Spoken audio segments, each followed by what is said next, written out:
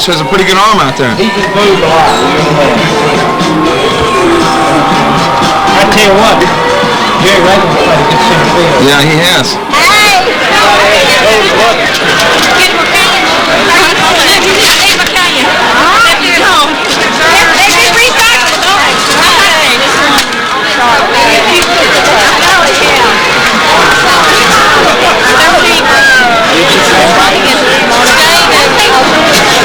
Come down here, you're going straight to the edge.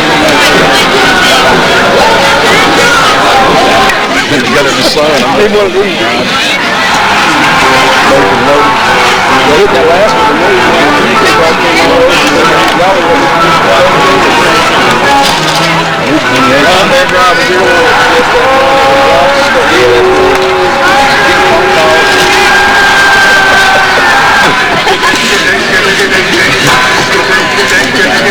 Yeah, Roper's a tough competitor.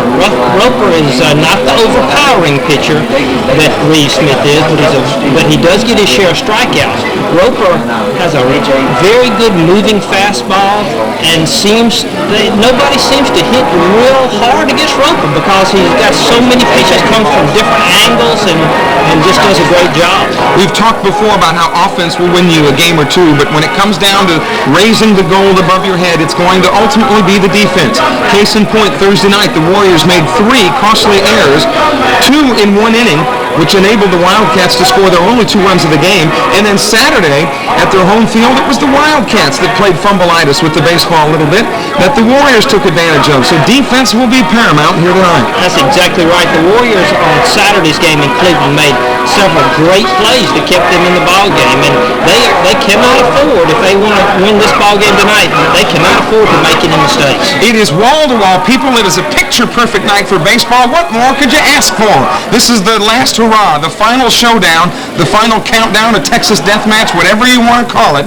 When the smoke clears tonight, only one team will remain standing, either the Cleveland Wildcats or the Oak Grove Warriors. After a 2-minute timeout, we'll come your way with your starting lineups. You're listening to the 4A State Championship Baseball Series and State Championship Game on the Statewide Radio Network.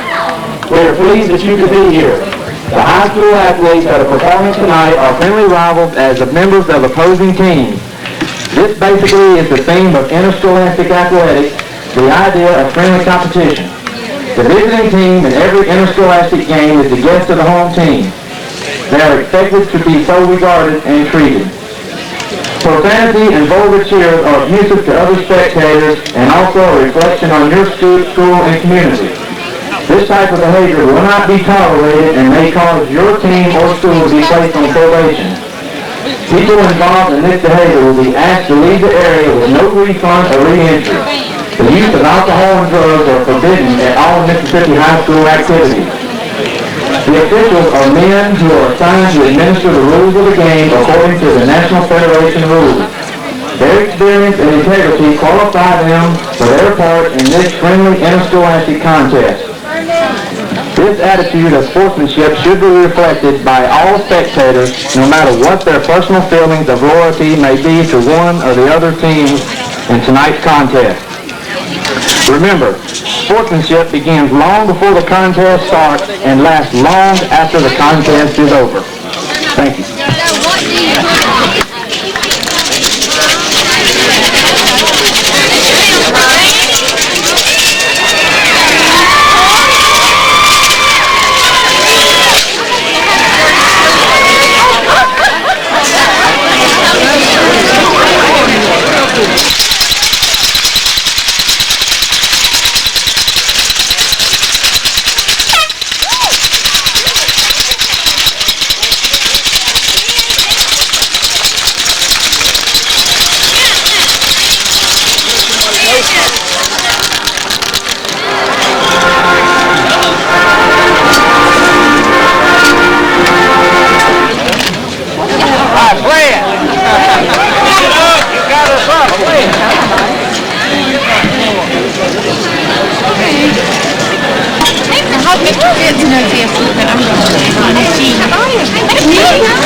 Are you going to play it or not?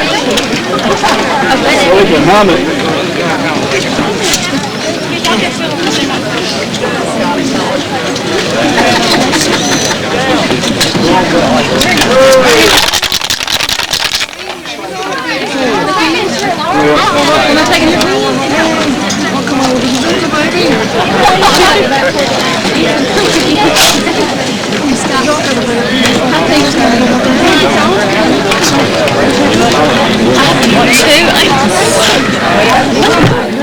And now, ladies and gentlemen, let's meet the starters for tonight's game. First for the Cleveland Wildcats, who come in with a record of 28-5. Leading off and playing center field, number 16, Kwame Jackson. Batting second and catching, number 15, Josh Hunter. Batting third and pitching, number 31, Reed Smith. Batting fourth, playing first base, number 19, Keith Fitzgerald. Batting fifth, playing third base, number 30, Bob Sappington. Batting sixth is the second baseman, number 3, Stephen Barbetti. Batting seventh and playing shortstop, number 5, Dan Reeves. Batting eighth and playing right field, number 2, Josh Mosley. And batting ninth and playing left field, number 4, Stephen Kucharova. Head coach for Cleveland is Steve Weiss.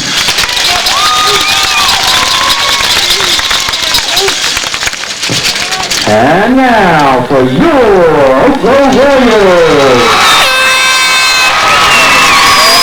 Leading off and playing third base, the number 16, Brian Page. Batting second and playing right field, number 4, Mark Mattis. Batting third is the left fielder, number 3, Lee Michael Norris. Batting fourth is the second baseman, number 23, Justin Gross. Batting fifth is the first baseman, number 34, Adam Justice. Batting sixth is the DH, number 8, Derek Gillespie. For the pitcher, number 6, Kevin Roper. Batting seventh is the center fielder, number 13, Jerry Rayburn. Batting eighth is the shortstop, number 27, Brad Wood. And batting ninth and catching, number 37, Justin Esper. The head coach for the Warriors is Harry Breland. Assistant coaches Phil Smith, Jimmy Agent, and Heath Bennett. And now, ladies and gentlemen, please rise for the invocation to be given by Jimmy Stewart of Hattiesburg Temple Baptist Church, and then remain standing for the playing of our national anthem. Pray with me, please. Father in heaven, we thank you for such an incredible day that we can enjoy the creation that you've given us. We thank you for the game of baseball and for competition. And Father, for allowing us to meet people and to have great experiences. Tonight, Father, we thank you for the memories that we have and that we're going to make tonight. We thank you for these two schools represented tonight by these players. We thank you for their administration and the faculty and the student bodies of both schools.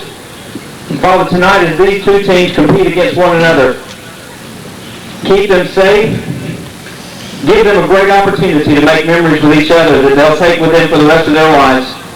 And help us, Father, to remember that you've given us the game of life to play. And as we leave tonight, give the players and the families and the fans from Cleveland a safe trip back. But also help us, Father, to leave tonight with something that we didn't come with. We thank you so much for Jesus. In his name I pray. Amen.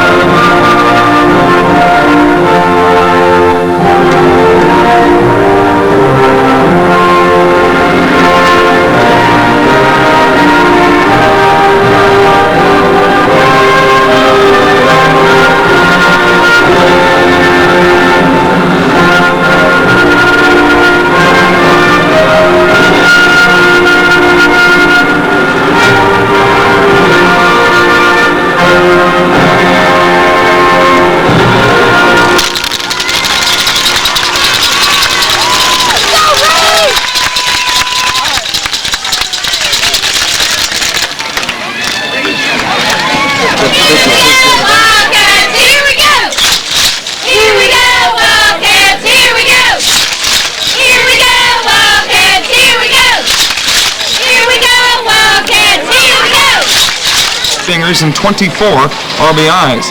Derek Gillespie will be the designated hitter tonight, hitting for the pitcher Kevin Roper. Gillespie DHing with a .306 average with 3 homers, 20 RBIs. Gillespie hitting in the 6th spot.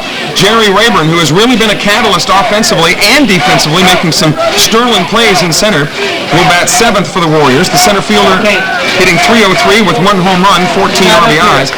Brad Wood, the shortstop, will bat 8th, hitting .324 with no homers, 11 RBIs. And Justin Esser, the catcher, will hit for himself tonight. The catcher batting .230 with no homers, no RBIs, but a great glove, great defense behind the plate, and never will it be more paramount than it will be tonight. So it'll be interesting to see how quickly the Warriors or Wildcats set the tone here, either defensively or offensively. But George Kopp, if you're going down for the count and you're playing a game of cards, you each want an ace, and each of these teams have one in the hole. That's correct. And both of these are the best that they have, and we're going to see which one is the sharpest tonight. A couple of key factors that might come into play tonight is that Cleveland on Saturday was not able to run the bases like they'd like to run because of the great move and sidestep that Adam Justice had. Being a left-hander, it was tough, and they had no stone. Well, they made 1 double steal, but they're really not running it like they need to or they want to.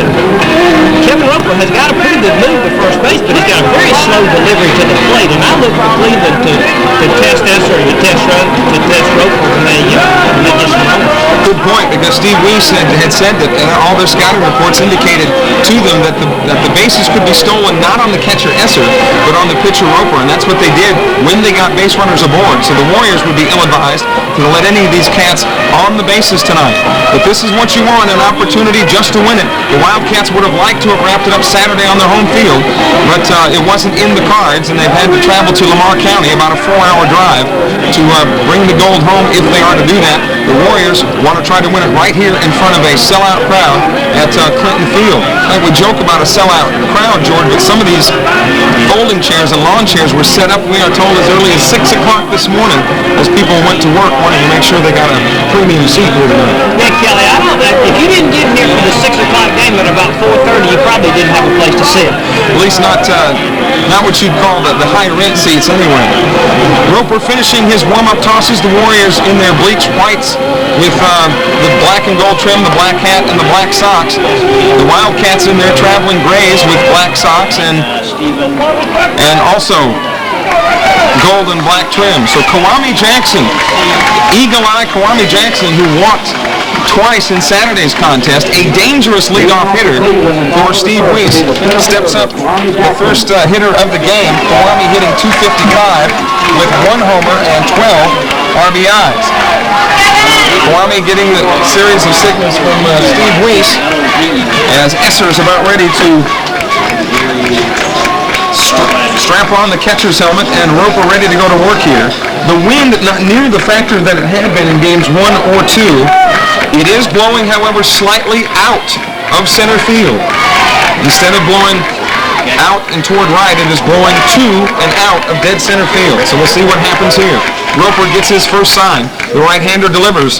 That first pitch is in there for a called strike. Roper coming fastball all the way on that pitch. Kwame settling in as the Wildcats and Warriors do battle here in Game 3 of the best-of-3 game series. The 0-1 pitch. Kwame leaning with the pitches outside, so it evens out at 1-1. Josh Hunter in the on-deck circle. For the Wildcats here in the top of the first. Glad that you're with us wherever you may be in the state of Mississippi tonight. Roper gazing in at Esser, gets the signal. The 1-1 delivery from the wind. Outside, low, and in the dirt. Esser digs it out, and Jackson is ahead 2-1. Jackson has not really hit with power in this series, but one thing he has done is really taken a good hard look at every pitch that's come in. He's walked more than any other hitter in this series, and he's ahead of Roper here 2-1. Fastball swing and a miss. Jackson couldn't catch up with him. The count evens out at 2-2. The wind blowing out, as we mentioned, to dead center field. Rayburn in center tonight for the Warriors. They're playing Jackson straight away.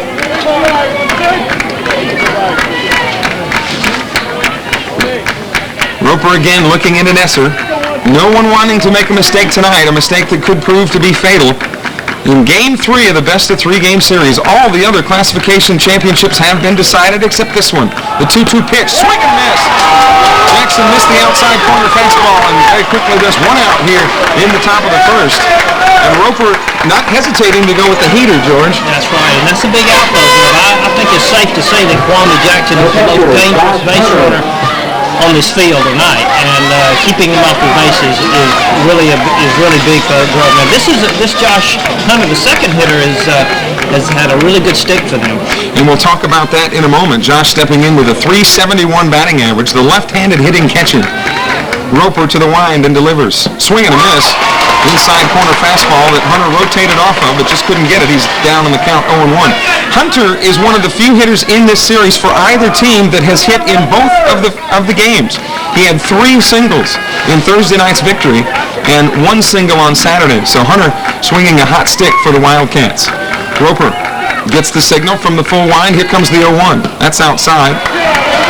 Hunter laid off that one, and it's 1-1. Another good crowd from Cleveland making the 4-hour trek. And making that trip, you find out there's about 15 different ways to get from the Hattiesburg area to Cleveland or vice versa. Here comes the 1-1 from Roper. That's outside, and the count goes to 2-1. Reeves Smith is on deck. The big right-hander will be handed the ball and be told to get it done tonight on the hill for the Wildcats, as he has done all year, so that's nothing new for Smith, the Delta State signee. The 2-1 delivery now from Roper. Hunter wanted to swing at it, but laid off of it. It was high and inside, so the count goes to 3-1. The first thing the Warriors want to do is prevent any type of Wildcat base runner, because, as George mentioned, the Cats like to scamper and like to move. And Hunter runs well, even though he's a catcher. The 3-1 pitch in there on the inside corner. The count goes full now to Josh Hunter. He has 1 home run, 31 RBIs. Maddox playing him deep in right, but Rayburn and Norris playing him shallow to mid in left and center. So the payoff pitch upcoming from Kevin Roper. Winds and the right-hander delivers. Swing and a miss on the fastball. Hunter couldn't get that one, and 2 up, 2 down. Roper has rung up the first 2 Wildcats he's faced tonight, and that's 2 strikeouts when he only had 6 all night Thursday. Yeah, you generally think that a left-handed hitter like Hunter has a pretty easy time with a right-hander, but Roper's fastball is tailing so badly away from the right-handed hitter, it starts in the strike zone and tails out, and that's what happened to Hunter on that. So here is Smith now, the pitcher, hitting .414 with 9 homers, 44 RBIs. The first pitch is a breaking pitch that Reeves Smith is ahead of, in there for a strike. Smith is down 0-1, and Roper's fastball is deceptive because, as George mentioned, it's dead straight till it gets about 5 feet from the plate and then decides to take a right-hand turn as we look at it. Roper gets the sign. Here comes the 0-1 to Reeves Smith. That's way outside. In fact, it goes all the way to the screen. The count goes to 1-1. Lee Michael Norris playing him to pull slightly, but Rayburn in center shading a hair toward right. So a nice big gap between left and center for Reeves Smith. Should he be able to do some damage, Keith Fitzgerald would step in there. With 2 outs in the top of the first, nobody on for the Wildcats in Game 3 in the best-of-3 Game 4A State Championship High School Baseball Series. The 1-1 pitch upcoming from the right-hander Roper. Kicks and delivers.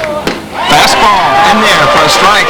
Swinging was Reeves Smith, and so far Roper has relied more on his fastball than he did on Thursday. Yeah, and he's really working Reeves Smith outside because the wind is blowing out. It's a big right-handed hitter, and he doesn't want to make a mistake to Reeves Smith, or Reeves Smith could hurt you real bad here. 1-2 the count to Reeves Smith. Again, the wind blowing straight out to center field. The 1-2. Oh, strike 3. Right down the middle, fooled him. I think he was looking here, George, and looked like a changeup. Yeah, it looked like it was a breaking pitch. And one thing about Roper tonight that I have noticed already, Roper's breaking pitch is more effective. He's got more break on it, and he's getting in the strike zone a little bit better than last Thursday night. No runs, no hits, no errors. The Wildcats go down on strikes. As we go to the bottom of the first inning, it's Cleveland nothing. The Warriors coming to bat. You're listening to the 4A State Championship Series on the statewide radio network. This broadcast in the 4A State Championship Series, and these games between two evenly matched teams. I mean, both teams have scored the same amount of runs. Both teams have made the same amount of errors. Both teams have each won a game, and this is what it comes down to. Game 3, with both teams having their aces on the hill. It's everything that fans and coaches would want. Just give us a shot with our best man on the hill and let the best team claim the 4A State Championship. So Reeves Smith goes to the hill tonight, as we mentioned, with an 11-1 record. He's pitched 66 innings, 118 strikeouts, and only given up 30 hits. One of the things that's so imposing about him, George, is that because he's so tall and this mound at Oak Grove is up so high, he's definitely intimidating up there on the hill. Really intimidating. He throws so hard, and then he comes with a breaking pitch over the top. That's what makes him so great, is his big breaking pitch. I heard some of the Oak Grove hitters saying that's the best breaking pitch they've seen all season. Ryan Page leads it off for the Warriors. The first one, Page gets a little chin music high and inside, and that's ball 1. Page, the junior third baseman, hitting .297 with 3 homers and 28 RBIs. Page had an RBI single in Saturday's contest, and as good a defense as Page has played, as the second pitch is a ground ball towards second base. Barbatti delivers to first, and there's one away. Page is out 4-3. Although Page did come up with an RBI single, he's made a couple of blunders on the bases, twice being thrown out on third base in situations where he really didn't have to run. But what has happened in the past matters not now. It's what happens from here on out. And Mark Maddox steps to the plate. This sophomore is remarkable in the fact that he is a sophomore starting in this tradition-rich lineup at Oak Grove. First pitch to him, breaking ball.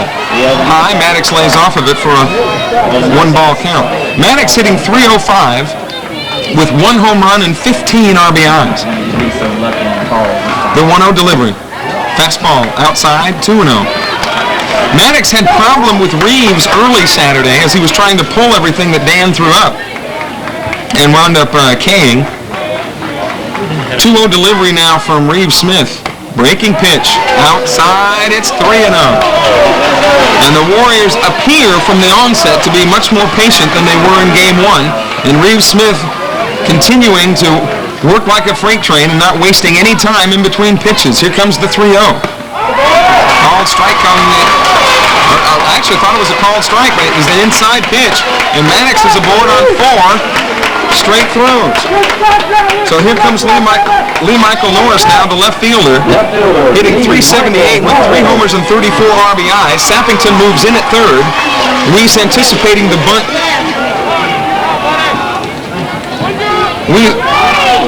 Reese anticipating the bunt here from the number 3 hitter in the order. A conservative lead by Maddox. From the stretch, Reeves Smith to the plate. First pitch is down low for ball 1.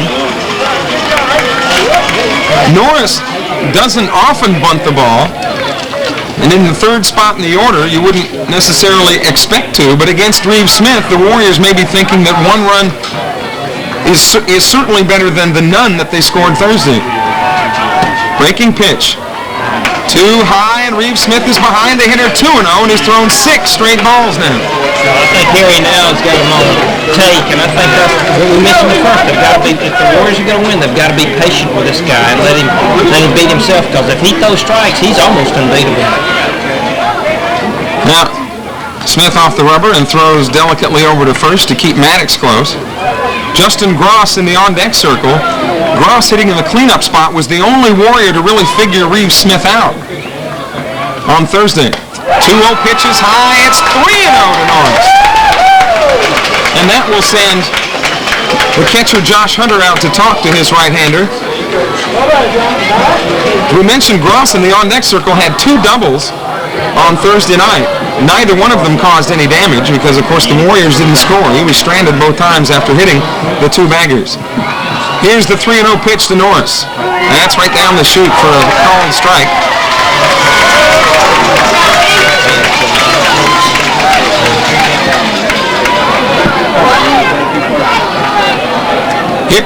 the 3-1 delivery now. Reeves throws back over to first to try to tag a diving Maddox.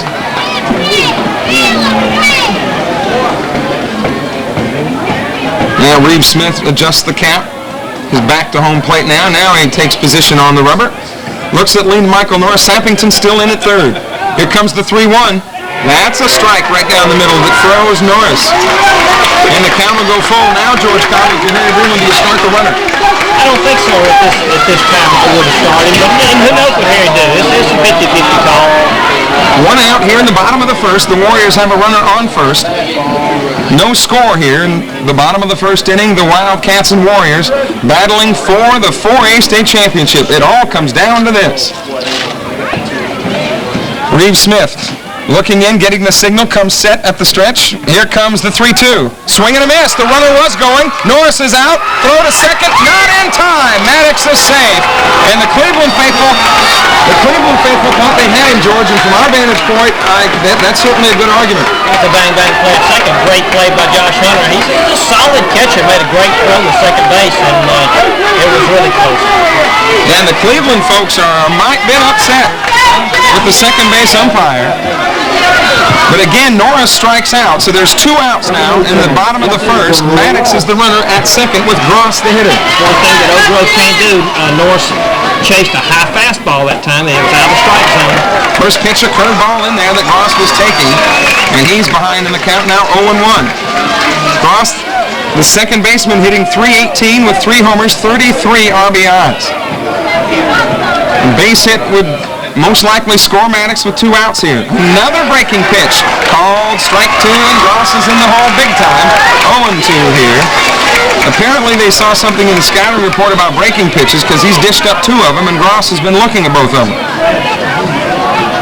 We'll see if Reeves Smith just challenges him here with a hard fastball. 0-2 pitch. It is a fastball, and it's outside. Wasted one. 1-2 now the count to Gross. Should Gross get on, then Adam Justice would swing a stick. Maddox, the runner at second. 2 outs in the bottom of the first. No score.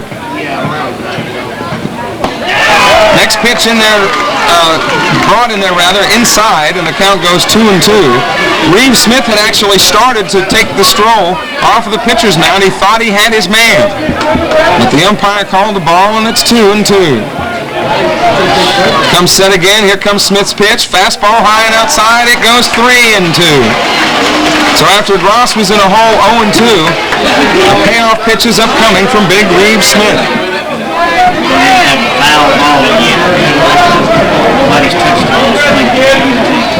Here comes the 3-2 delivery. Fastball swung on, ground ball towards short. Dan Reeves fields it, throws it over to first, and that retires the side. The Warriors have no runs, no hits, no errors. There was a walk and 1 man left on base at the end of 1 complete in the Texas Death Match tonight. Cleveland nothing, Oak Grove nothing. Back for the second inning after this 1-minute timeout. After 1 complete inning For baseball, clear blue skies and cool temperatures, a slight breeze blowing out toward the center field fence here at Clinton Field. 300 down the lines and about 360 to dead center here. Very similar to the dimensions in Cleveland. The Wildcats, who went down 1-2-3 in the first, will offer Fitzgerald, Sappington, and Barbati. Sappington did some major damage on Saturday with that dinger that he sent out to right field. But it will be Fitzgerald's job to get it going here for the Wildcats in the second. Fitzgerald hitting .440 with 6 round trippers and 41 RBIs. He is just the opposite of Josh Hunter in that he throws left-handed but bats right-handed. And I'm amazed at the number of kids, George, no matter what level, that seems to be now. They don't necessarily hit and throw with the same arm that they, it seems to be used to. If you threw left-handed, you batted left-handed. That's not the way it is now. But, as I don't know, I think it was Yogi Berra that said he'd give his right arm to be ambidextrous. So here we go. Fitzgerald settles in. Roper, even when he goes full windup, appears like he's going from the stretch, the first pitch to him. Down low for a ball. Our umpire tonight, very deliberate in his call. Not quite sure until he comes up out of his crouch as to exactly what the call is. Roper looks in at Esser. Here comes the 1-0. That's right down the middle, and I think Fitzgerald, if he had a second chance at it, probably would have swung. But he was on the take, and the count goes 1-1. Rayburn shades him slightly toward right. Lee Michael Norris mid and straight away in left field. Here comes the 1-1 from Roper. Breaking pitch on the outside corner. Ball was called, and Fitzgerald almost broke the wrist, but held up, and the count goes 2-1. Coach Steve Weiss giving a very deliberate swing-away sign at third. The Warriors go Page, Wood, Gross, and Justice across the infield. That's the way they've been most of this series. Here comes the 2-1. Fastball, swing and a miss. Fitzgerald was behind on it, and the count goes to 2-2. Roper not as imposing on the hill, but he's not very tall. Roper probably goes maybe 5'10", and slight of build maybe goes 150 pounds soaking wet, but certainly has good control of that right arm. 2-2, the count to Fitzgerald. Here comes the pitch. Breaking pitch, swing and a miss. Fitzgerald was out in front of that one too, and Fitzgerald goes down. With that, Roper has struck out every man he's faced tonight. Roper is 4 strikeouts on the night so far. And now he'll face Sappington. And Sappington steps to the plate hitting .478 with 3 homers and 37 RBIs. Page even with the bag at third for his counterpart from Cleveland. First pitch. Fastball in there for a strike. It would appear that the strike zone is pretty standard tonight. It appeared a little bit tight for both pitchers on Saturday, and quite frankly was a little bit liberal in game 1. Here comes the 0-1. That's a breaking pitch outside as Roper dropped down and brought that sidearm pitch. George, why don't you see as many sidearm pitchers in college and pros as you do perhaps in high school? I don't know, Kelly. It's just that it's not the standard delivery of most pitchers, and it's kind of an oddity. I think that Roper, I don't think he signed to play at the next level, but I think he could play as it could be a great relief pitcher for somebody. Next pitch swung on, ground ball to Wood at short. Fields it, long throw, gets his man. And so Sappington is retired 6-3 on the putout by Wood over to Justice. The sidearm delivery too is awfully hard stress-wise on the shoulder and the arm, I'm told, and perhaps there could be guys that could throw at higher levels if the arm just doesn't wear out. So here comes Steve Barbatti now, the second baseman, hitting .380 with 3 homers and 33 RBIs. Barbatti played shortstop on Saturday and does when Reeves pitches, but is back at his home base, which is second. The first pitch from Roper. Swung on, fouled back, chopped behind the plate. 0-1 to Barbatti. Should he reach, then Reeves would come up. Barbatti hitting in the 6th spot. I was going to say Barbatti batting in the 6th spot, but that would be too much alliteration even for my taste. So Barbatti settles in now with an 0-1 count.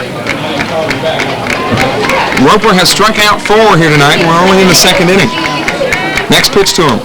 Chopped foul again back behind the plate, and the count goes 0-2. Roper asking for the umpire to check that baseball, and so Justin Esser will oblige the ump as he scours it and gets it back to the right-hander. Roper, an interesting story. Again, if you haven't been following the series, Roper was not even penciled in as the ace of this team, but really made waves and raised some eyebrows during the year with great movement on his pitches and worked himself into the number 1 spot. And here he is pitching for all the marbles here tonight.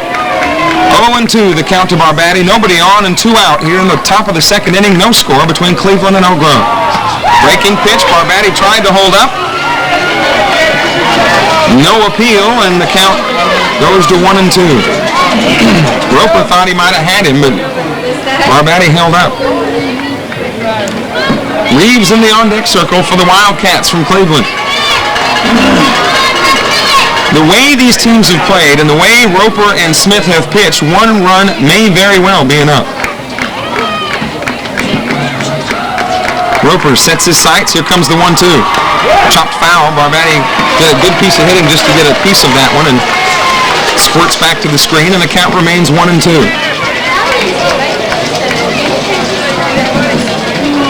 This baseball team in the Oak Grove community has certainly set the community on its ear. There are a lot of things happening in this community in Lamar County, just west of Hattiesburg. In fact, the high school facility, which this field is located on campus, will see its last day as a high school this coming Friday, when a brand new multi-million-dollar high school will open just down old Highway 11.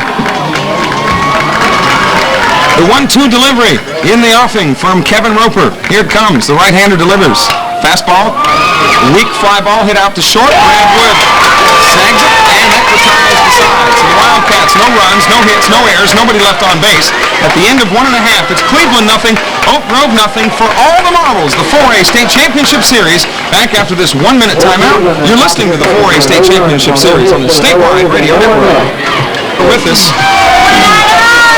the Warriors will send to the plate Justice Gillespie and Rayburn, 5, 6, and 7 in the order. There's only been one base runner, and that was Maddox for the Warriors in the first. He walked and got to second on a steal, but was left stranded there. The first pitch to Justice is a slow breaking pitch that's called strike. And Reeves Smith, who's known for throwing that hard breaking pitch, really lit up on that one. And if he can adjust his speeds as the second pitch is up high, if he can keep adjusting those speeds with the breaking pitch, that would make him even tougher to hit. Sappington even with the bag at third for Adam Justice. That pitch is inside for a 2-1 count now.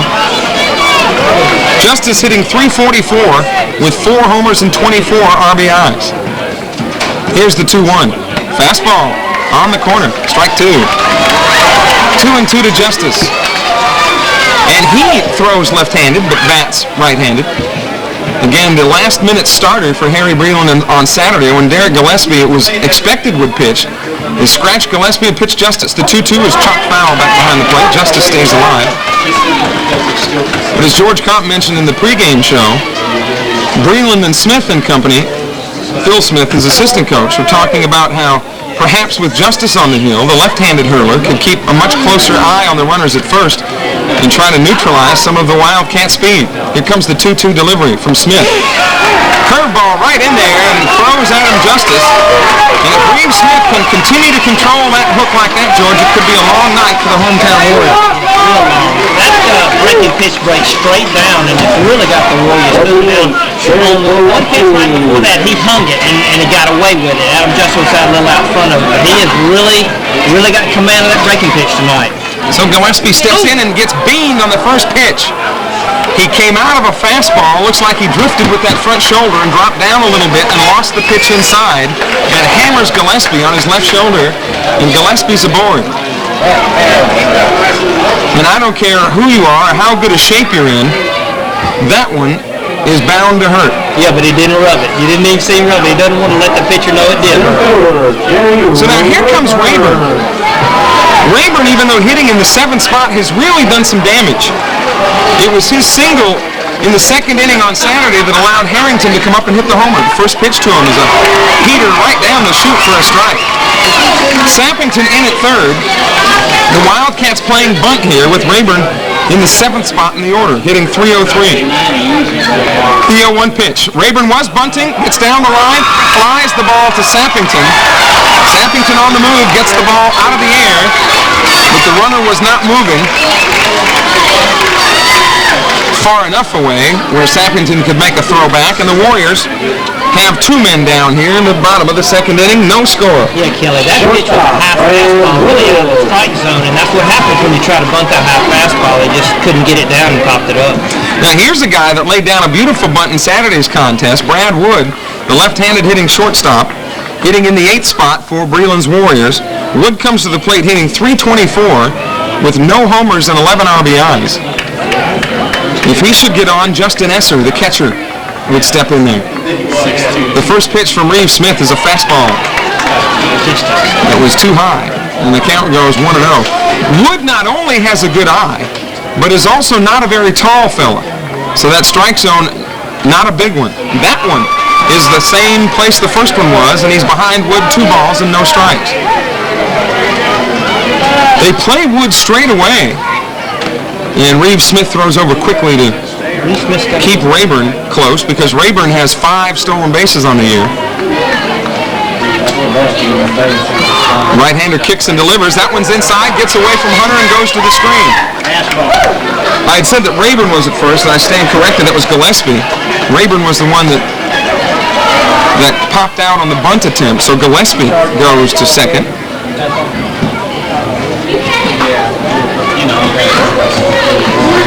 So here comes the 3-0 pitch to the shortstop, Brad Wood.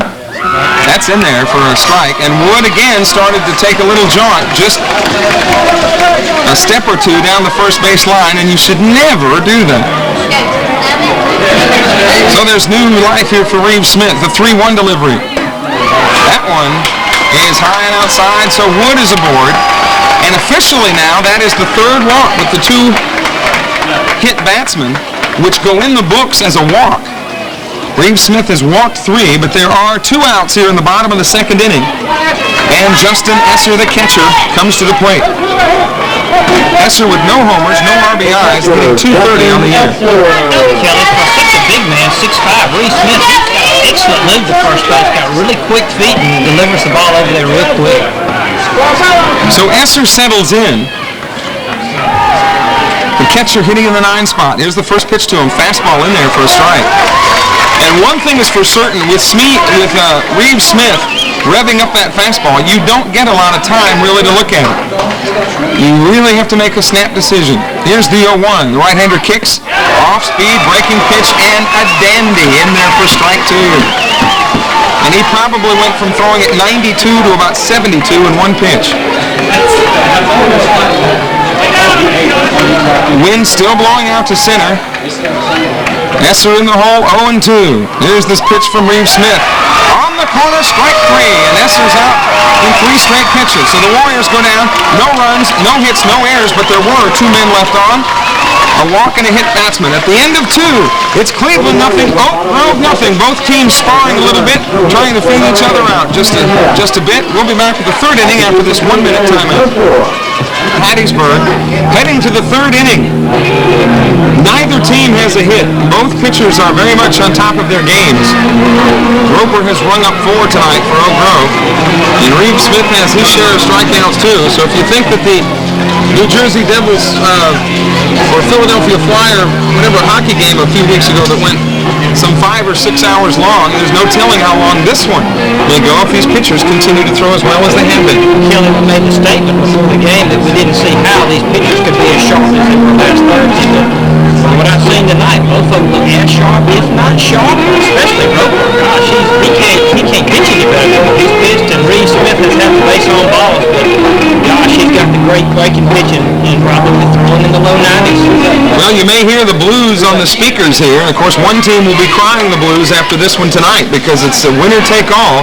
Game 3 of the best-of-3 game series, Oak Grove and Cleveland, no score as we go to the top of the 3rd. Roper has faced the minimum here tonight. He will face 7, 8, and 9, Reeves, Mosley, and Kuchelova here in the top of the 3rd. Reeves steps in, the shortstop, spell his last name R-I-V-E-S, hitting .370 with no homers and 17 RBIs. Roper peering at Esser, who's peering at Jimmy Agent for the pitch call. The wind still blowing dead out of center field. First pitch swung on a shot towards second base. Ross tries to short hop it. Now digs it up and throws. Not in time, and the Wildcats have a runner aboard. Reeves hit the ball sharply, George, and Ross had a decision to make. Yeah, just kind of handcuffed Ross at second base.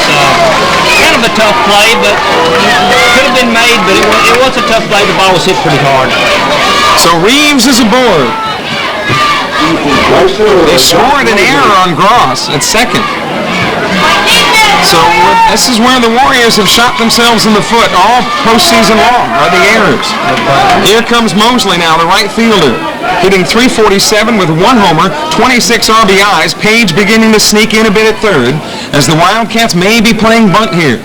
A conservative lead by Reeves at first, and Roper will throw over there just to let him know that he does see him. Kuchelova in the on-deck circle. Mosley, a left-handed hitter. The Oak Grove infield playing him straight away.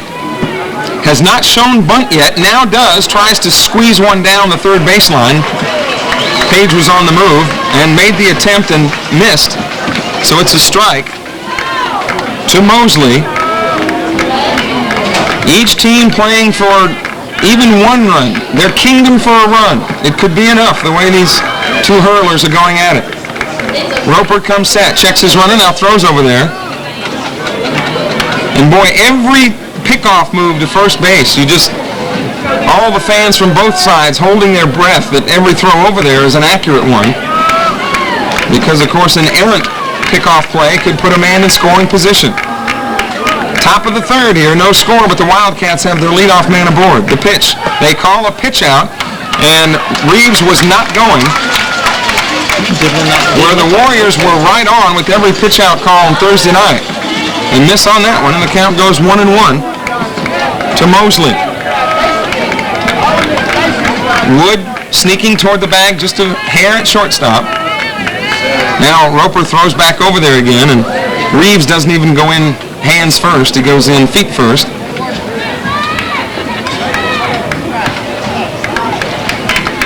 Mosley taking his practice swings as his elongated shadow kind of hovers toward the third base side. Here comes the pitch from Roper, swung on, chopped foul back behind the plate. And George Mosley a bit upset with himself because that was the pitch he wanted. Yeah, that was a fastball right down the heart of the plate, and he just missed it. So the count goes 1-2 now to Mosley, the right fielder. Kuchelova, who did not play in Saturday's contest, has a stick and is warming up in the on-deck circle. The sun begins to set right down the right field line tonight at Clinton Field. Kelly, I wouldn't be surprised if Weiss puts a bunt on this guy right here with 2 strikes. We'll just wait to see. 1-2 the count. Swung on, fly ball. Norris coming in to shallow left field, makes the grab, gets it into second base, and there is one out in the top of the third inning. So Mosley flies to left, and that'll bring up Kuchelova. The left fielder hitting .240 with 1 homer, 12 RBIs. Yeah, Mosley he's swinging a pitch that was high and out of the strike zone and outside, and that's why I didn't get much aluminum on it. Yes, we're showing our age when we keep saying getting wood on the ball, because that's all there was when we played. Roper getting a quick throw over there to keep Reeves honest. Kuchelova's gone yard 1 time this year. He's got 12 RBIs. Hitting in the number 9 spot for Coach Steve Weiss. The Wildcats trying to put up a run here. We're in the top of the third, and there are no runs. Runner going, swung on and missed. The throw down there from Esser, and Goss can't dig it out. And Reeves is in safely.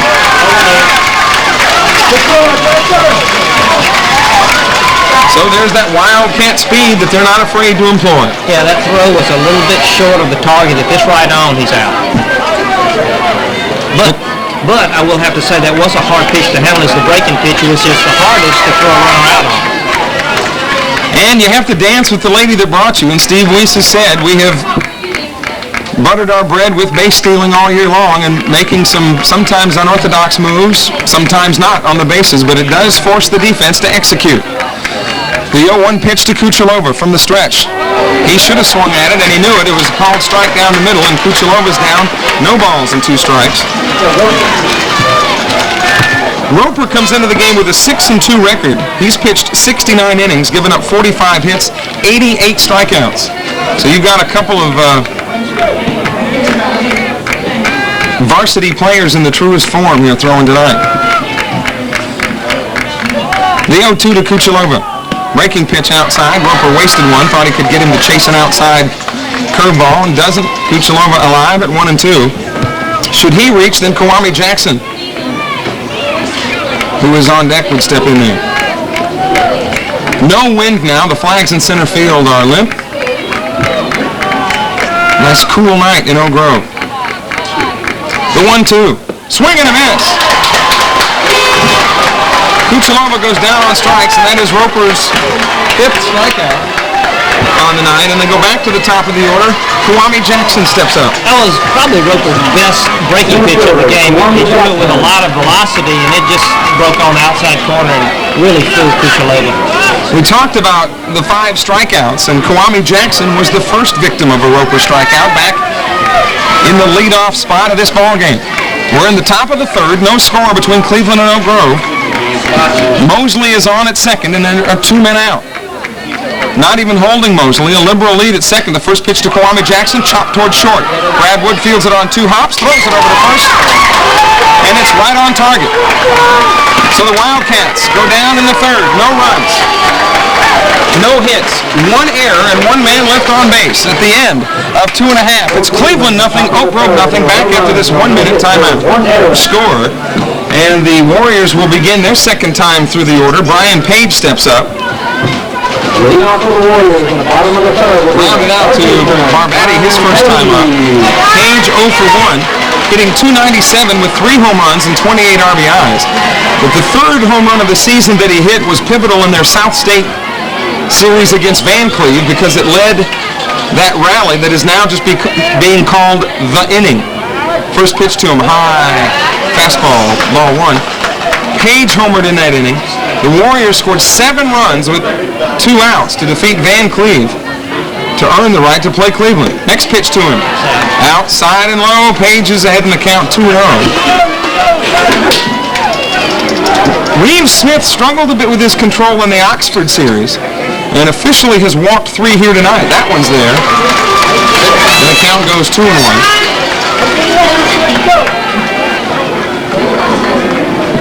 So as he digs in, going from the full wind, here comes the 2-1 delivery. Breaking pitch that Page was on top of, but missed it. And then the count goes 2-2. And we talked about how the Wildcats, the defense didn't play especially well on Saturday, but on Thursday they didn't have to because nobody was even touching Reeves Smith. Here comes the 2-2 to Page. Slow breaking pitch, swung on, ground ball toward left field.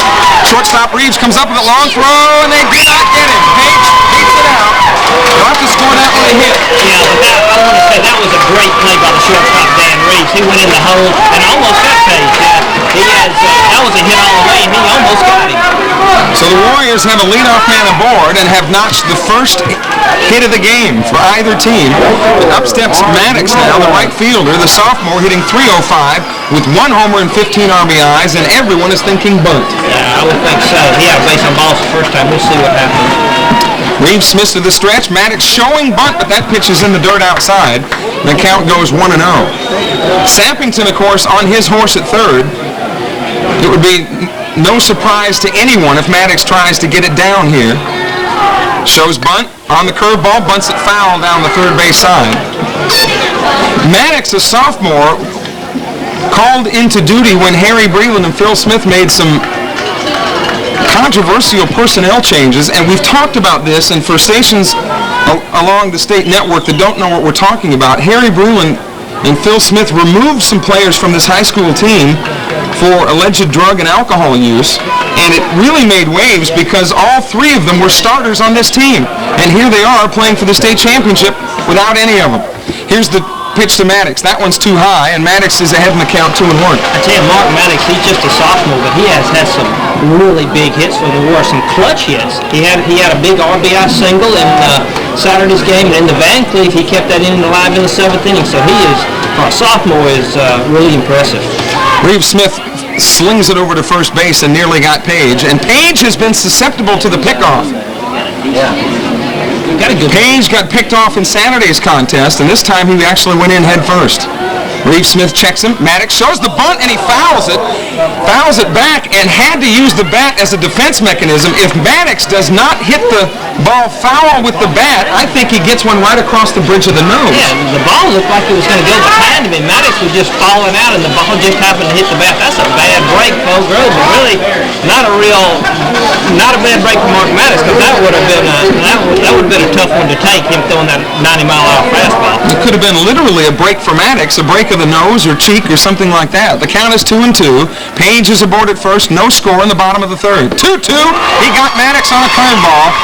Took something way off of it. Maddox was badly fooled, and he goes down on strikes. So there's 1 out in the bottom of the third. Still no score between Oak Grove and Cleveland, and Lee Michael Norris steps up to bat.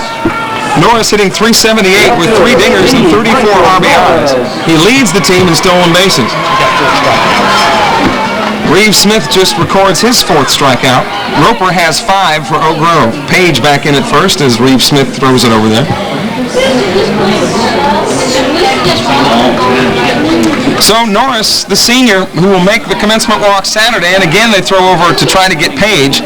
Page is the one that they're definitely going to try to keep close because of the fact that he has been susceptible to the pick-off move.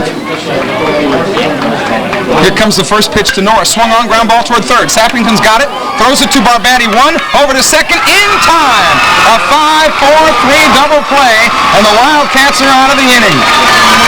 In the third inning, no runs, no hits, no errors, nobody left on base. What a game this is shaping up to be. It's for the 4A State High School Baseball Championship. We'll be back with the fourth after this 1 minute timeout. Championship baseball game is what it has come down to. The North champion Cleveland Wildcats against the South State champions from Oak Grove, a western suburb of Hattiesburg. And as Kevin Roper finishes his warm-up tosses heading into the fourth, the Wildcats will offer Hunter, Smith, and Fitzgerald. Josh Hunter and Smith both went down swinging their first time up against Roper. Again, Roper has garnered 5 strikeouts. Reeves Smith has struck out 4. Nothing as we head to the top of the fourth. Not only is it coming down to one game, George Conklin, may come down to 1 inning. It could have been 1 run. This is really puts the pressure on the defense, and the defense has got to be on both teams. They've got to be almost perfect because 1 run very well might win this contest. And when you look at each of the first 2 games, the team that did not play defense lost the ball game. Right, and I think it's going to boil down to that tonight. So Roper takes the hill against Hunter. Hunter hitting .371 with 1 homer and 31 RBIs. Hunter does have 4 hits in the series coming into today's game. Roper shakes off the first call from Esser, likes the second offering, and here comes the first pitch to Hunter. Outside for a ball. Hunter was showing bunt, and Page got a late start in at third. So we may rely on the speed to get a base runner on. Now Roper looking to the dugout, shaking his head no about something. The wind has picked up again, blowing straight out to center field. Second pitch to Hunter. Strike on the inside corner, and Hunter knew it. A little bit disgusted with himself as he steps out of the box, now digs back in. Hunter wearing number 15 for the Wildcats.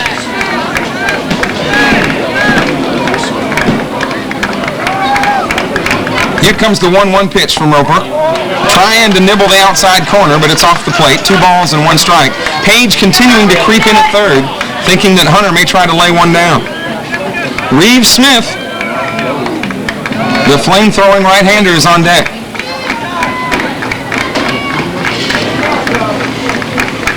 The 2-1 now to Hunter. Wanted to swing, but should have. It was a strike called. 2 balls and 2 strikes. Hunter now jawing with the home plate umpire a little bit, thinking, I think Josh Hunter thought that was a little high. Yeah, well, he thought he was a little outside. He thought the ball had tailed out of the strike zone. Esser has to actually shield his eyes in order to look over to Coach Jimmy Agent because the sun, as we mentioned, is setting right down the right field line. And the Warrior dugout is down the first base side. Here's the 2-2. Outside, ball 3, strike 2. And now the Oak Grove faithful giving the umpires an earful here. Here's the payoff pitch from Roper to Hunter. The 3-2. Swung on, chopped foul back behind the plate. Hunter did a good job of defending himself on a pitch that may have been out of the strike zone, but with 2 strikes, George, in a state championship game, you got to be battling. Yeah, that pitch was going to be pretty close. I tell you, I think the umpire's doing a great job tonight. You can comment on, but I haven't seen a pitch he's called that I would disagree with all night. So the count stays 3-2. Page sneaking over toward the line a little bit at third. They play Hunter straight away. Justice deep at first. Kevin Roper peers in at Esser to get the side. The slender right-hander kicks and delivers. Strike 3 on the inside corner. And we mentioned that the umpire is deliberate, but that was really deliberate. I thought it was ball 4. Yeah, and so did Josh Hunter. Now, that ball was very close to being tied inside, but it's really too close to take when you got 2 strikes on. So Roper records his 6th strikeout. And Reeves Smith steps in there. He was a strikeout victim his first time up. Reeves hitting .414 with 9 homers and 44 RBIs. The first pitch from Roper is in there, called strike. And you just can't help but think, George, that Reeves Smith, who's been pretty quiet at the plate, is due for something big. Yeah, with the stats that he has, he's really dangerous, and he hasn't really hurt no girls with the bat at all. But he is, he's got the power to put it out of here. And he's doing plenty of damage to the Warriors on defense. Here comes the 0-1. Roper got him to chase a breaking pitch in the dirt, and Reeves Smith is out down 0-2. Yeah, the Warriors have found that Reeves Smith is pretty susceptible to the curveball. They've been feeding him a lot of curveballs this series. So Roper has his man in the hole 0-2. Roper talking to Brian Page, his third baseman, now goes to the hill. Roper stretches the arms out, comes set, here comes the 0-2, and he wastes one high and way outside. Count goes 1-2. No score here in the top of the fourth. One man out, nobody on for the Wildcats. Reeves Smith, the hitter. Keith Fitzgerald stands on deck. Kevin Roper, who already has as many strikeouts tonight as he did all night Thursday, on the hill for the Warriors. And here comes the 1-2. Tried to get Smith to chase another one down in the dirt, but Reeves was equal to that task, and it goes 2-2. They definitely must have seen something in the report that particularly the breaking pitch outside and low. Yeah, he's really working him outside and low, and he wanted to, with the 1-2 count, he wanted him to chase that outside curveball. So 2-2 the count. Wind really has not been a factor at all. What breeze there has been slight and out of the ballpark to dead center field. Reeves Smith takes a practice cut, now plants those hands up near the right ear of his helmet. Roper gears in to get the sign. Now, Roper's making him wait too long, so Reeves Smith, the Delta State signee, steps out. Roper's got the pitch he wants. Goes into the wind. Here's the 2-2 delivery. Swing and a miss, but the catcher drops the ball. Esser retrieves it, throws it down to first, and gets his man. So Reeves Smith is a strikeout victim for the second time, and there are 2 outs here in the top of the fourth inning. That one, George, he appeared, for what I know, just challenged him there. Yeah, he did, and the ball got away from Esser. But Esser calmly set his feet and made a good throw to first. He could have hurried that throw and been in trouble because he was moving down that line, but he did pick it up, set his feet, and made a good throw to first. And what is also agonizing for Esser is he's looking dead into the sun, which can really wreak havoc. So up steps Fitzgerald. Swing and a miss on a breaking pitch. Fitzgerald struck out his first time. The big first baseman hitting .440 with 6 home runs, 41 RBIs. Roper now has 7 strikeouts. He has been masterful tonight. He only recorded 6 all game long Thursday. He already has 7, and we're in the fourth here tonight. The 0-1 pitch to Fitzgerald. Fastball in there, strike 2. Roper has mainly relied on the breaking pitch, George, but a much better mix tonight, it appears anyway, of the heat and the off-speed breaking stuff. I think between this, I made the comment to you, Kelly, that he looks a lot sharper tonight than he did Thursday night. He really has command of his curveball, and he didn't have it that well on Thursday night. Here's the 0-2 to Fitzgerald, breaking pitch outside and low.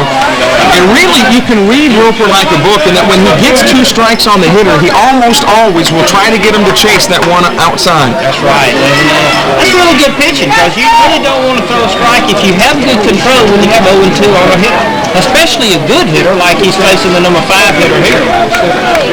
Actually, Fitzgerald in the 4th spot here, hitting .440 with 6 homers and 41 RBIs. So one swing of the bat, Fitzgerald could certainly change the complexion, although we don't have any complexion. The 1-2 pitch outside and low, 2-2. They say we have no complexion because there is no score. We're in the top of the 4th inning. The Wildcats hitting with 2 outs and nobody on.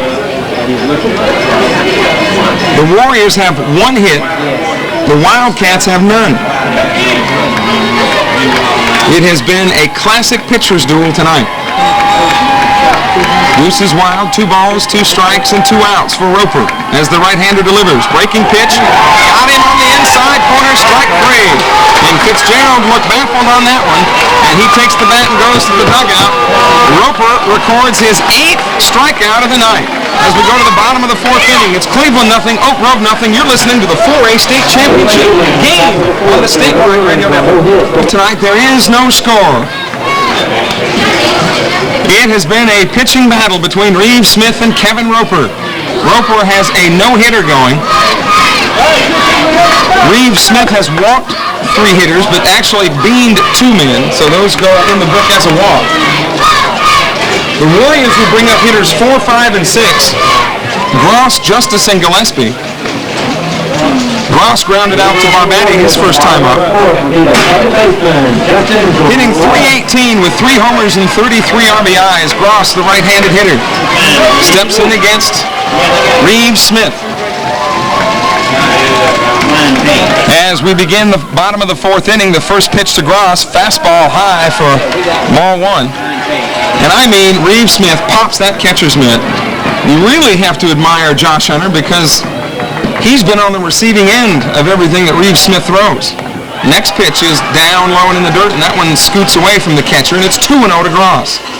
More so than Thursday night, it appears that Reeves Smith is getting more behind hitters than he did Thursday. Yeah, what's happening too is Oak Grove is not swinging at that high fastball. It is imperative if they win, they got to lay off that high fastball. You cannot catch up with a 90-mile-an-hour high fastball. That fastball is high, and it's 3-0. And that will bring Hunter from back behind the plate to come out and give some words of encouragement to his right-handed pitcher, Reeves Smith, who went all the way Thursday and no doubt will go all the way tonight. Gross on the take on 3-0. That ball is in the dirt, and Gross is aboard on 4 straight. So officially, that's the 4th walk of the night for Reeves Smith. And now Adam Justice steps in there, the senior first baseman, hitting .344 with 4 home runs and 24 RBIs.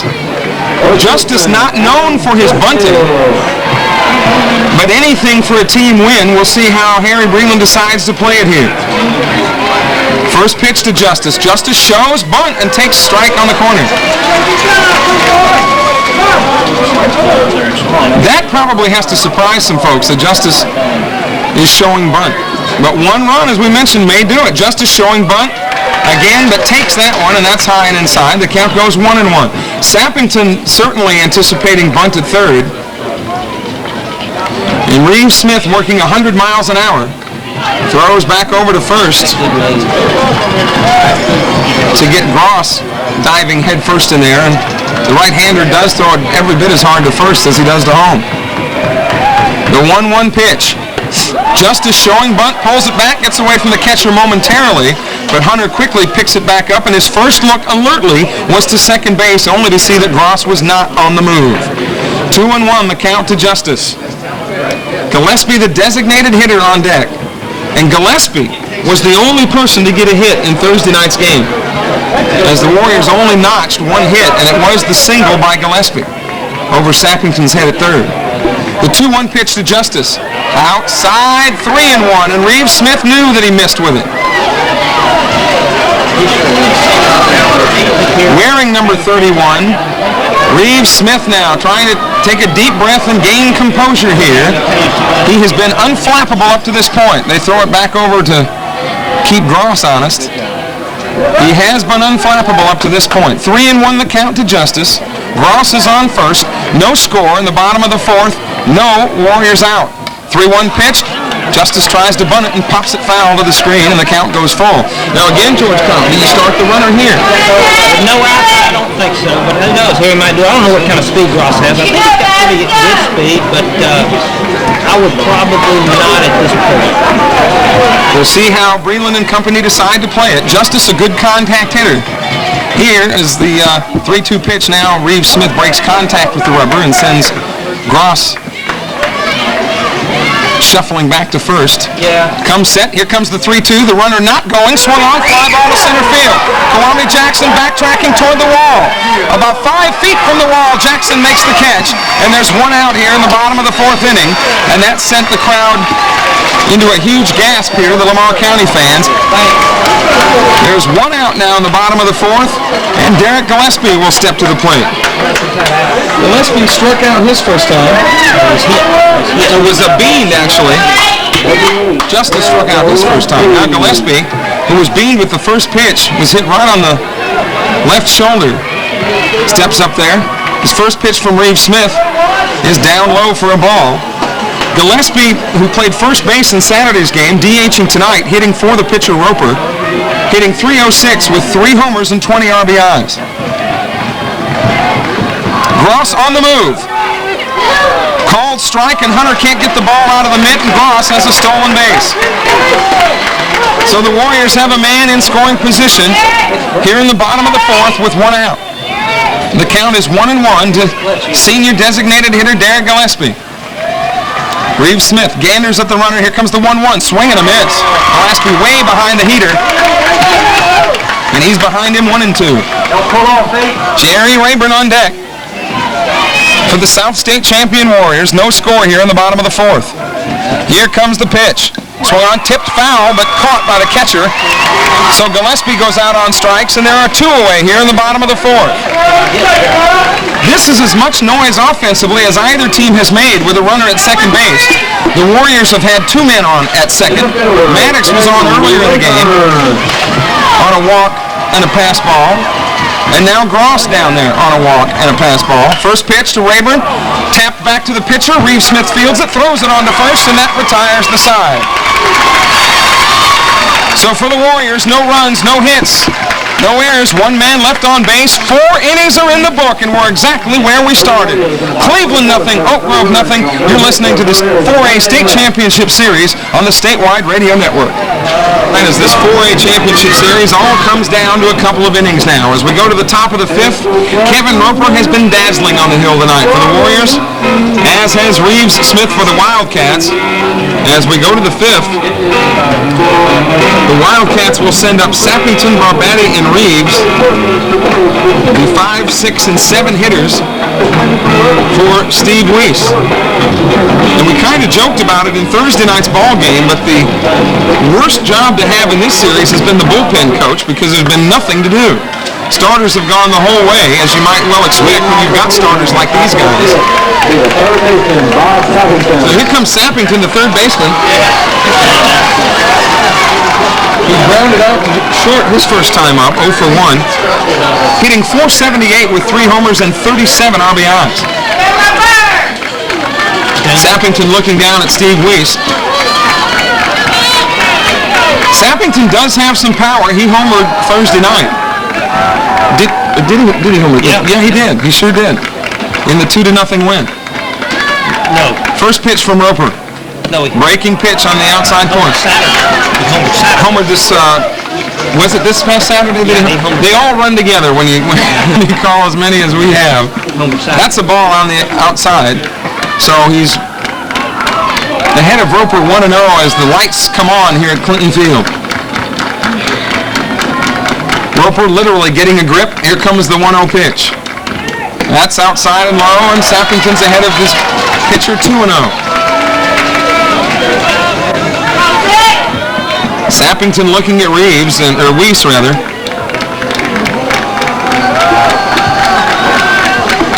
Reeves is not on deck, but in the hole here. Barbati up next. The 2-0 pitch from Roper to Sappington. That's outside and low. It's 3-0. And this is the first sign that Roper has struggled at all.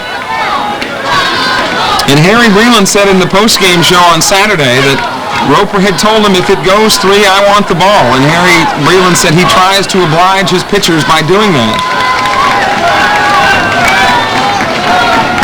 So he handed it to Roper tonight, and he's recorded 7 or 8 strikeouts so far. 8 strikeouts. Here's the 3-0 pitch. That's outside. And in 4 straight, Sappington is aboard. So here comes Barbati, who is quite adept at whatever you need to do with the bat, whether it's hit and run or put the bunt down. We'll see how Weiss decides to play it here. And George, I suspect that the Warriors will suspect bunt. I would have to suspect at least we're having bunting. I think both coaches feel like 1 run might win this ball game. Barbati is an excellent bunter. Most second basemen are. He's showing bunt. Page creeping in at third. Roper gives the runner a look. First pitch swung on. Foul. Bunt down the first base side. Justice retrieves it. And that'll be strike one to Barbati. It was a sharply hit bunt. With him bunting, you might think that a breaking pitch would be in the offing, much more difficult to bunt than the straight fastball. Yeah, something also that Cleveland showed us in this series, I believe in both prior games, is they showed the bunt, then bring it back and hit, and it worked for them Saturday. So Barbati digs in, has the bat set. Roper comes set, now throws over to first. And Sappington back in plenty of time. One thing that the Warriors do respect about the Wildcats is their speed and their willingness to use it. So Roper wants to keep Sappington close over there. Barbati showing bunt again. Now snap throw to first. And just in safely was Sappington as the pitch to Barbati was low and it goes 1-1. Esser initially was going to make the snap throw, then hesitated for a minute. Yeah, Esser, they had him picked off. Esser hesitated, but he had gotten out with a big lead and slipped coming back, and he still was real close at first. 1-1 the count to Barbati with Sappington on at first. No score in the top of the fifth. Nobody out for the Wildcats. Page creeping in, expecting bunt. They throw back to first. Roper keeping Sappington close, and Sappington will get some good use out of the washing machine after this one. He is dirt from head to toe after getting a lot of work over there just as a base runner, getting that lead. Roper to Barbati on the 1-1. Swung on, line shot down the left field line, foul. And the runner was on the move.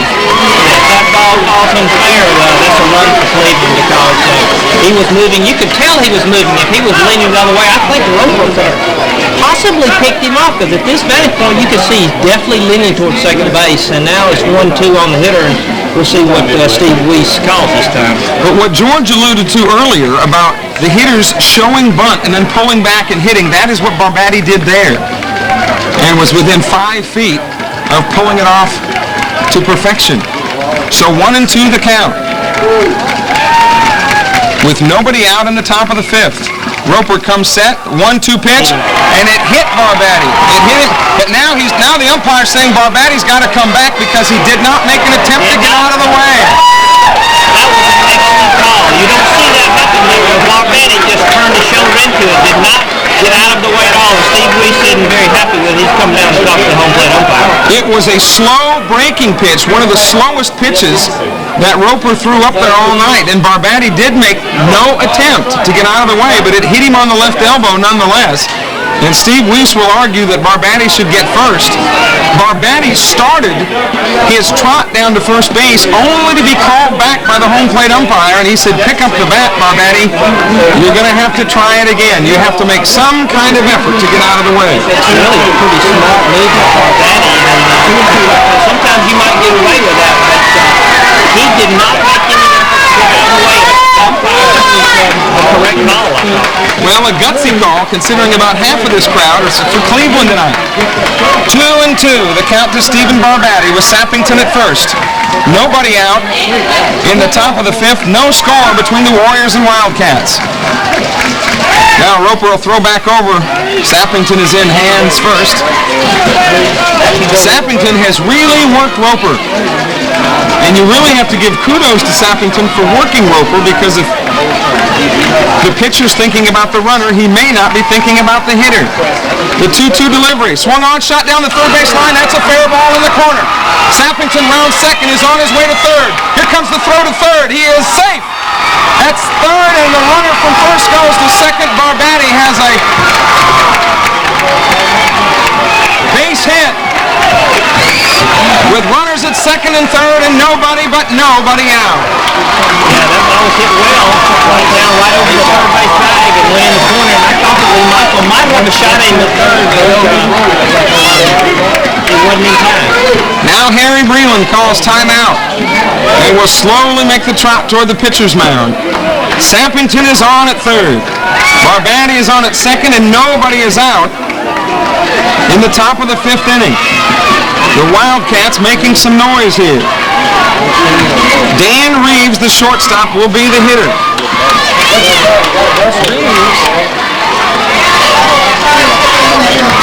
Reached on an error by Gross, his first time up. Breland makes the conversation short and sweet, and he retreats to the dugout. The Wildcats have 2 runners on. Sappington at third, Barbati at second, and nobody out here in the 5th in a 0-0 baseball game.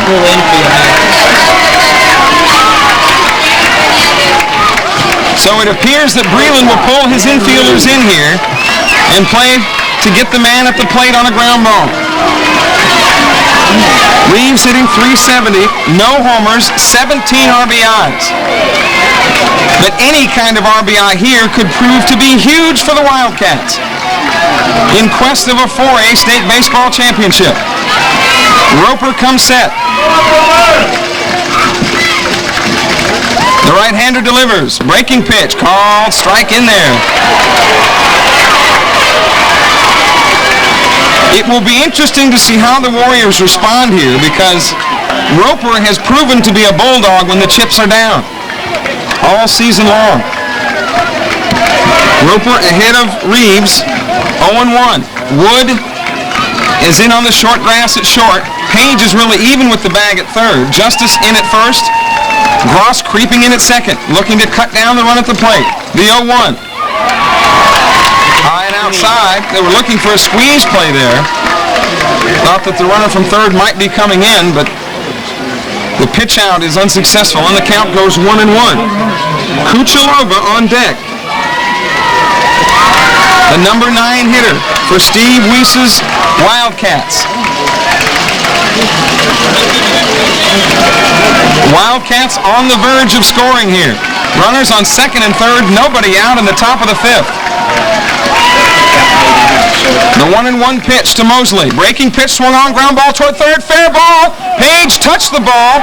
Now they have to throw to first to get him out. They do get him out, and a base running mistake by the Wildcats. The ball was right on the line at third.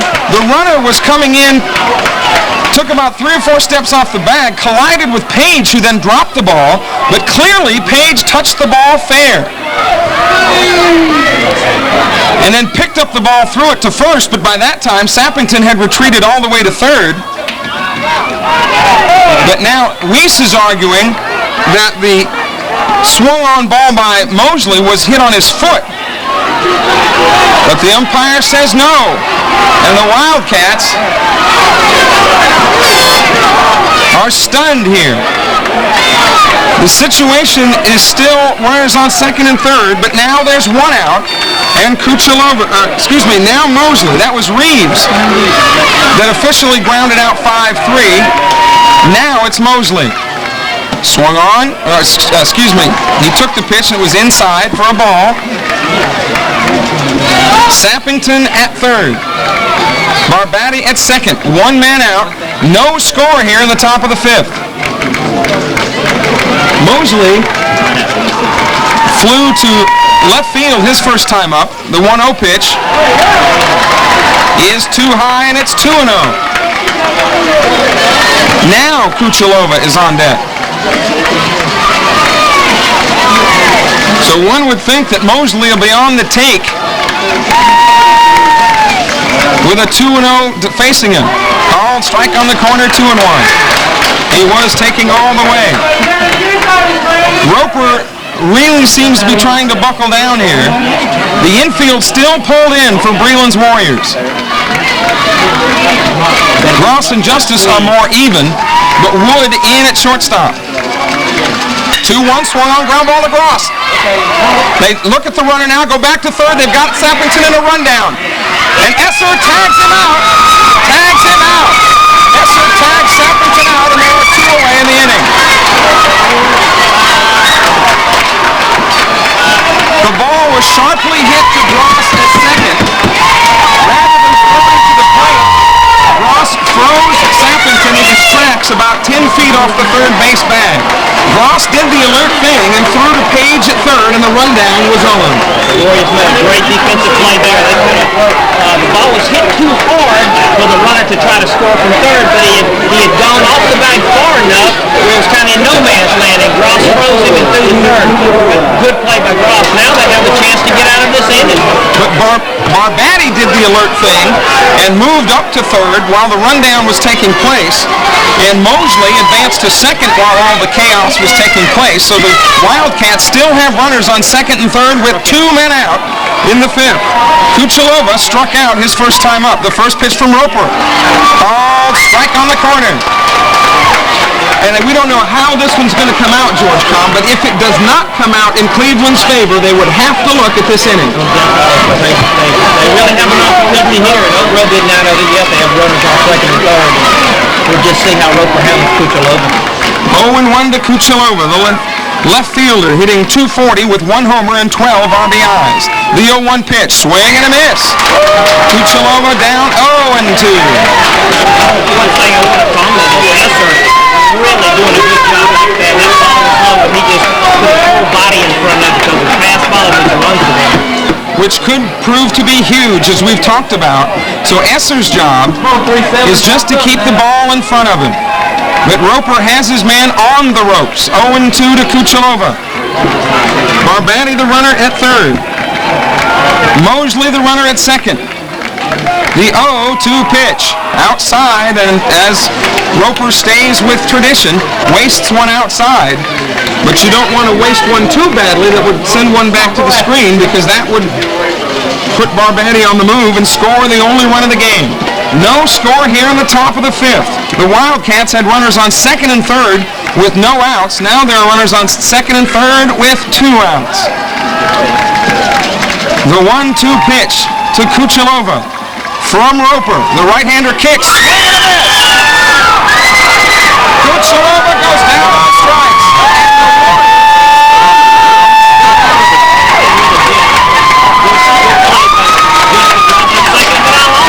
Cleveland got a couple of bad breaks that inning. The ball possibly hitting the foot of the hitter that they threw at it first, but the Warriors were really fortunate that inning. 9 strikeouts for Kevin Roper. No score as we go to the bottom of the fifth, back after this 1-minute timeout. Wood walked his first time up, and George Comp has mentioned throughout this series, Wood doesn't hit for power, but he has a tremendous on-base percentage. An eagle eye at the plate. The first pitch from Reeves Smith. Right down the middle, call strike. And it's actually been a while since Reeves Smith has thrown a pitch. Yeah, that was quite a long inning. We'll see how he reacts to it. Reeves Smith has done a great job tonight, though. 0-1 to Wood. Breaking pitch, outside and low. 1-1. Wood, a left-handed swinging shortstop. Bottom of the fifth, no score. 1-1, Wood swings and misses at a fastball on the inside corner. He's down 1-2. We said at the top of the broadcast it could very well come down to 1 run. Here comes the 1-2. Reeves Smith high with a breaking pitch, goes 2-2 to Wood. Esser on deck. I don't know how many people are here tonight, but if this isn't a record at Clinton Field, I don't know that they've ever had one. 3-2 now. That pitch is high. So Wood has milked the count full. Reeves Smith has walked 4 guys here tonight, including 2 hit batsmen. Here comes the 3-2. Swung on, fouled out of play. Over the Cleveland dugout to the left of us here at our broadcast site. First base coach Phil Smith shouting words of encouragement to his shortstop, Brad Wood. Playing him straight away. Here again comes the 3-2 pitch. It's too high, and Brad Wood is on for the second time tonight, buying the base on ball. Right here, you got to see Harry playing. He's going to get a pinch hitter. I would be very surprised if Harry doesn't run him for the 1 run. Now a pinch hitter scheduled now for the Warriors. Clay Metter will pick up a stick for Harry Breland, and while time is called, the Wildcat infielders will huddle on the mound and shout words of encouragement to their pitcher, Reeves Smith. So Clay Metter, hitting .225 on the year,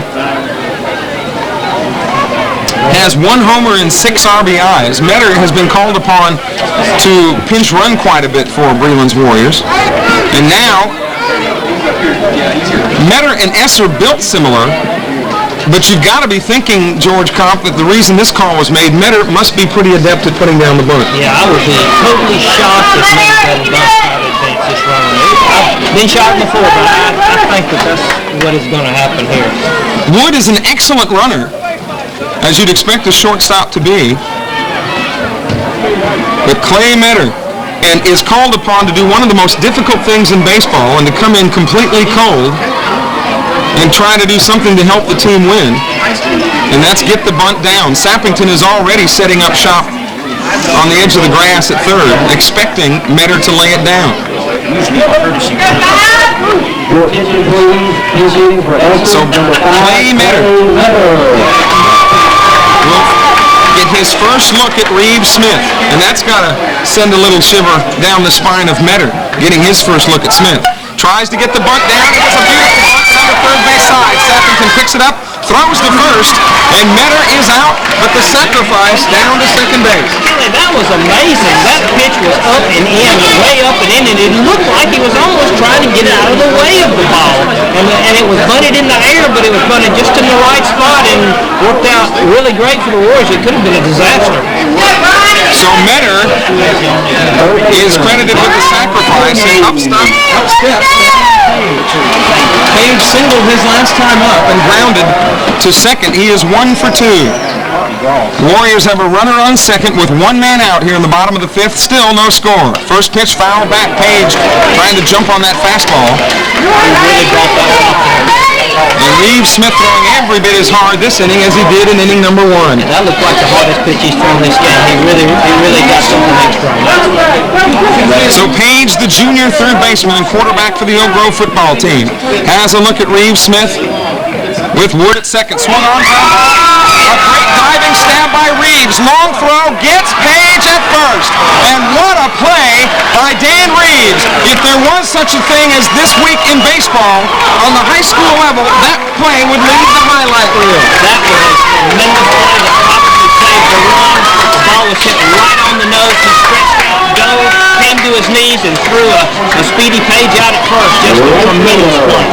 It had every one of the Oak Grove fans on their feet thinking that it was a base hit. And it appeared from our vantage point it was going to be, but credit Reeves with a major league play. Here comes Maddox now. The first pitch to him is high from Reeves Smith. Of course, Wood moved to third on the play. We would be derelict if we did not mention that. Maddox has struck out and walked 0 for 1. Second pitch to him, swung on, ground ball toward the third base. Sappington can't handle it. Reeves picks it up. Maddox beats it out. And Wood scores on the play. The ball was hit between and Sappington tried to field it, booted it, but it went over to Reeves on the boot. Reeves alertly picked it up and tried to get the throw over there. Did so, but it wasn't in time. Maddox is safe at first. Wood scores on the play, and the Warriors lead 1-0.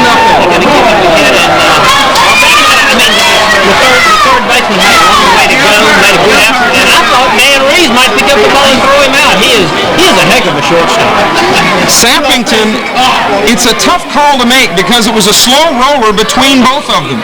Sappington cut in front of Reeves, made the initial play, but when he booted it, he kicked it right over to Reeves.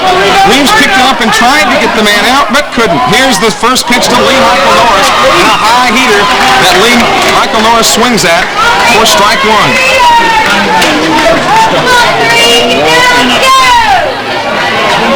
Norris has flown out and walked 0 for 1. Here's the 0-1 pitch from Reeves Smith. Swung on, fouled out of play, and the count is 0-2 to Lee Michael Norris. Mark Maddox, the runner at first. The Warriors have plated 1 here in the 5th and lead this decisive best of 3 game series in game 3, 1-0. Reeves Smith comes set. Ahead of the hitter, 0-2. The runner going. foul ball. Lee Michael Norris tried to just stab at the ball to put it in play, and it's a foul ball. So Maddox, who was on the move, will have to go all the way back to first base. And nothing really seems to get Harry Breland too upset or too excited. If there was such a thing as a walking Valium, it would be Harry Breland. But after all, this is his 30th season. Throw over to first to try to get Maddox, but the ball just scoots away from Fitzgerald.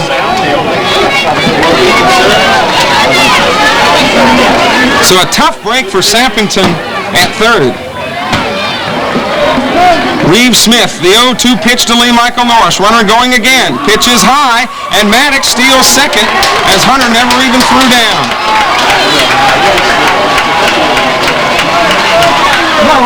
And the unflappable Reeves Smith here looks to be a little bit disgusted. I think he thought that he had Norris out on strikes. Here comes the 1-2. Swung on, foul, straight back to the screen in front of us.